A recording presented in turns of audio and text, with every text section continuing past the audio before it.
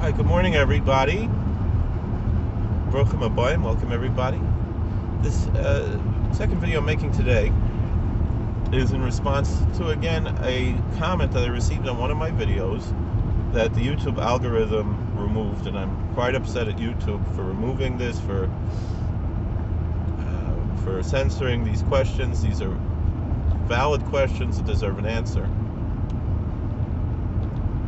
So I made a video sometime back, I believe it was called Refuting Baseless Neo-Pagan Claims About Judaism. And one of the commentators said that all people historically in the past were either polytheists or animists, and that this idea of monotheism, which includes Christianity, is a virus in the world. So it was a statement and not a question. But again, I don't see any reason for that. Even I understand why that second part, which I disagree with. I don't believe Christianity to be a virus. I believe Christianity to be a tool in the hands of God to bring the Bible to the world and make the world a better place, and even improve the way that I've mentioned many times. There was a video that's on PragerU about the positive aspects of colonialism, which certainly is a controversial issue.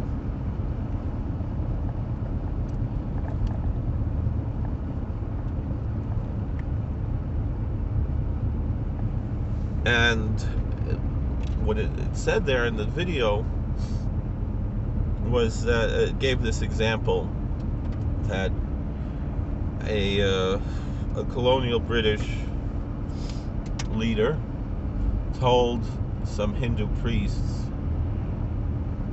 "I respect your right to follow your tradition of burning widows.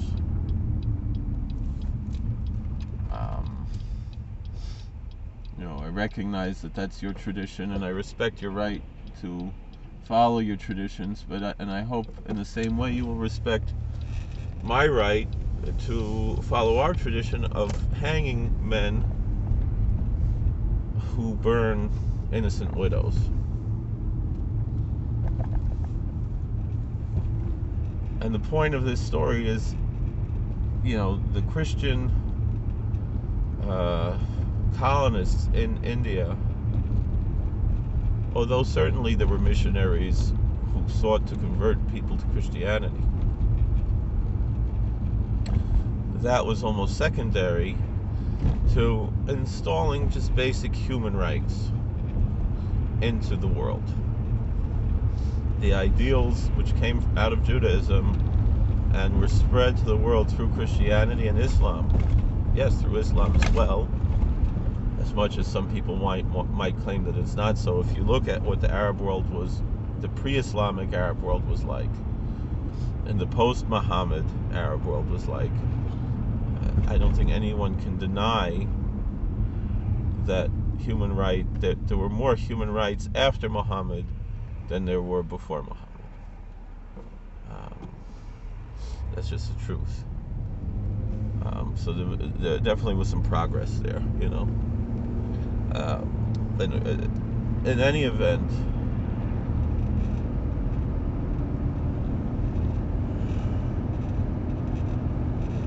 this was the point here. It wasn't necessarily saying, stop being Hindu, but it was saying stop engaging in the murder of innocent people. And then, of course, what we should recognize is that this is an affirmation of capital punishment in this statement as well, which has been of late, an issue that people has been some controversy because the federal government has done their duty of executing some murderers recently, and some people are upset about that. I mean, and quite often the same people have no qualms about murdering babies in the womb, which I would call lynching in the womb, because the vast majority of the victims of abortion are African American. And if you look at the history of groups like Planned Parenthood, they're especially racist in their ideology and in their history.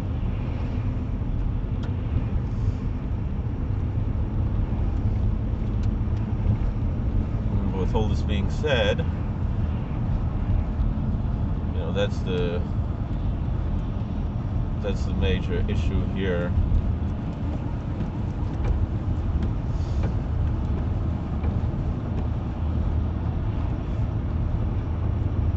Is that the spread of Christianity led to the spread of human rights in the world, and that's a historical fact.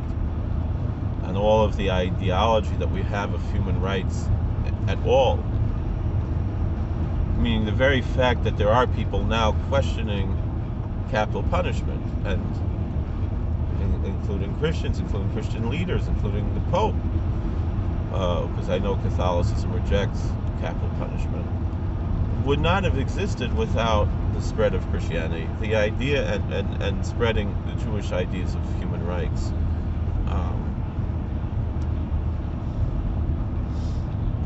We wouldn't be here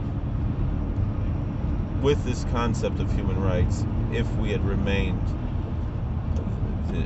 in the ideology of even the most advanced pagans, the ancient Greeks, the ancient Romans, Athens, and so forth. As much as they did spread great ideas in the world, and I'm saying pre-Christian pagans in Greece and Rome, they nonetheless did not have the ideas of human rights. That's probably the greatest contribution that Judaism brought to the world, was human rights. Even slaves have rights in the Torah.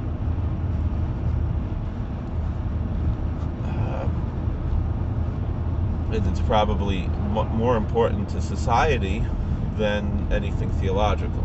But I am a fan of theology, and I am a strict monotheist.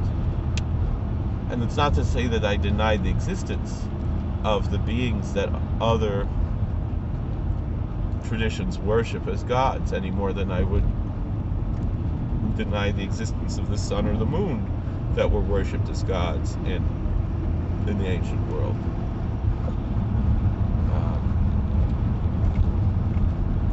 It's not saying that I accept it either.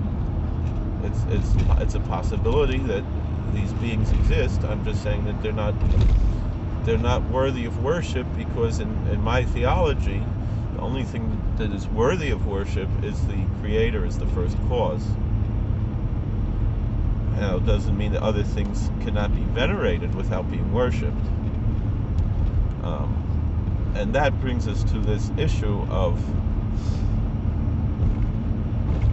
the history of polytheism and animism and so forth. And it also doesn't reject the idea. So there's a difference between polytheism and animism and monotheism. Obviously, they're different words, they're different ideologies and different theologies.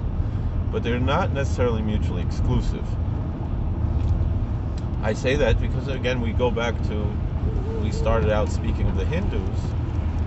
And Hindus are simultaneously, although they're different traditions and different denominations of Hinduism, the oldest traditions of Hinduism combine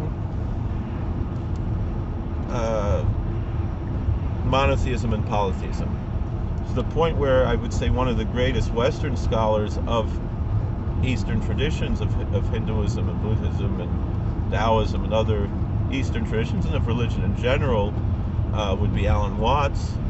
And Alan Watts said, and I believe aptly so, and I've discussed this with rabbis that would agree, that it's a mistake of how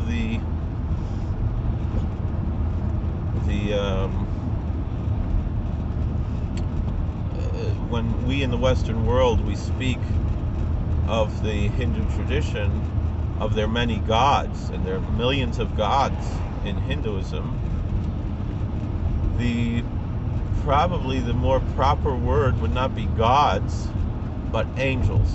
That's what Alan Watts says.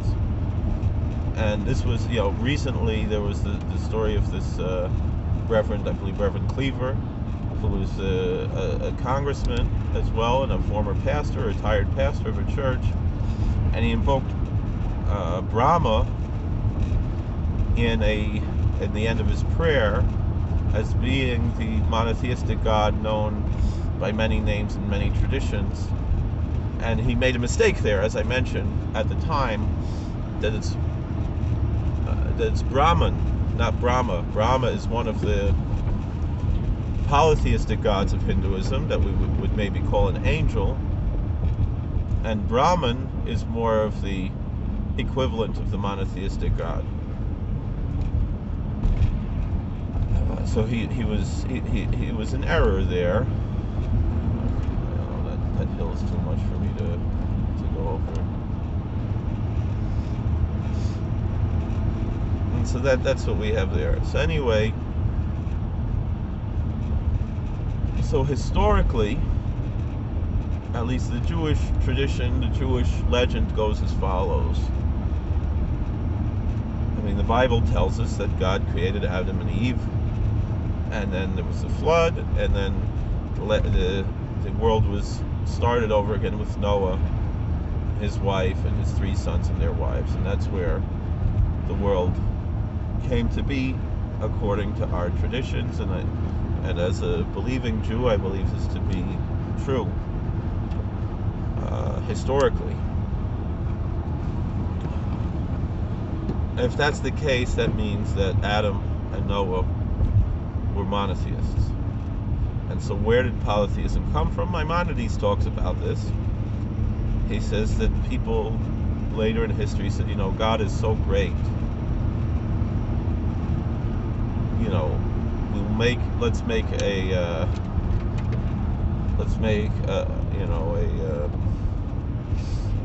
parable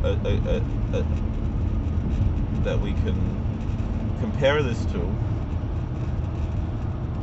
If a member of the president's cabinet would come to visit your town, you would be showing respect to the president by showing respect, and to the office of the president by showing respect to a cabinet member or a family member. The first lady comes, or a child of the president, or the vice president comes, and so forth. So the sun and the moon, and the stars, and all of these, and various angels are all the servants of God. They're the ministers of the king in the king's palace. And so what developed was that cults developed to show respect to these ministers of the king, and in no way to supplant the king. However, many people forgot about the king because they had a closer relationship with these ministers, and that's how idolatry and polytheism developed. Because when you talk about any neo-pagan tradition, none of them that I know of claim, let's say the Norse pagan, the heathenry tradition, none of them claim that their deities are the first cause, are the creator. They recognize them as they don't even believe them to be eternal, or omnipresent, or omnipotent. They believe them to be, I heard one Norse pagan speaker on YouTube say, they're like celebrities, and if you get a chance to hang out and spend time with Thor or Odin or something, that's a special spiritual experience. And then on the other hand, you can, go and visit some earth spirits, land spirits, and hang out with them, and they can be more like your buddies. You could go either way. You could have a beer with either of them in the literally in the Norse pagan tradition, as at least how it's expressed today. But you're more likely, it's going to be easier to spend some time with a land spirit, with an elf, with a water spirit, something like that.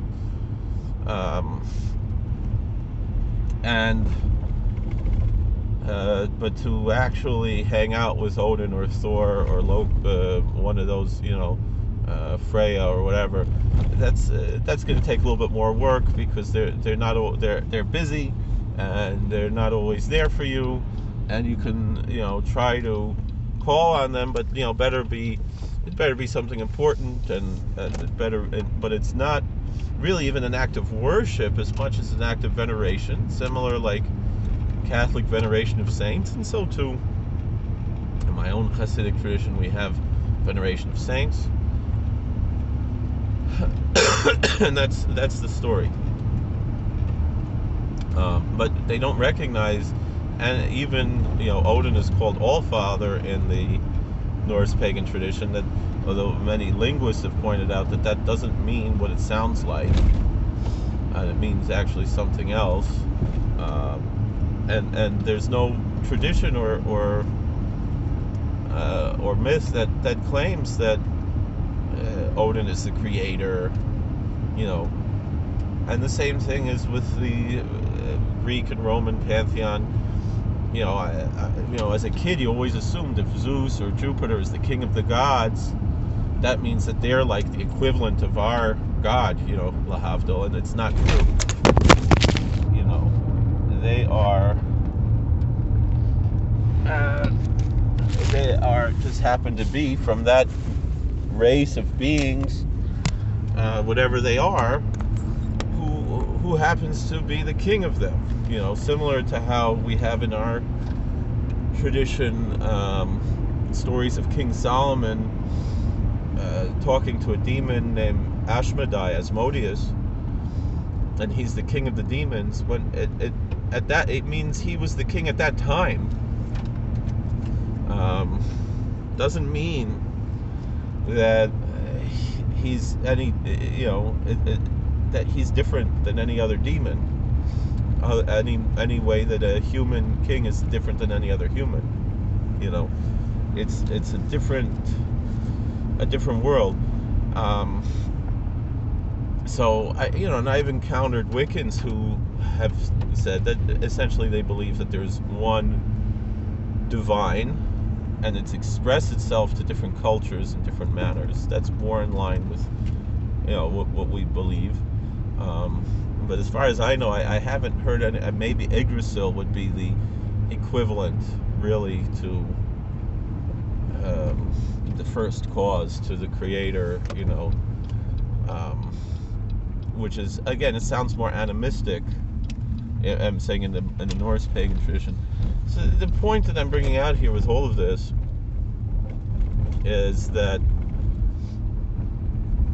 the reverence of spiritual beings, and the truth is Maimonides lists different species of angels, and one of the races of angels are called gods. That doesn't mean that they are the creator God. It just means that that's what they are called, just like judges are also called gods in Hebrew. It doesn't mean anything special. So, but it doesn't, and so this, we would never call the angels by the name of the creator. Just this word Elohim can mean more than one thing. So that's the story. That's what we're dealing with. Thank you for watching. God bless. Please like, share, and subscribe. Comment. So basically, that's the way I'm approaching it. Is that you cannot put other gods of polytheism in the same category as the creator first cause. That's the answer.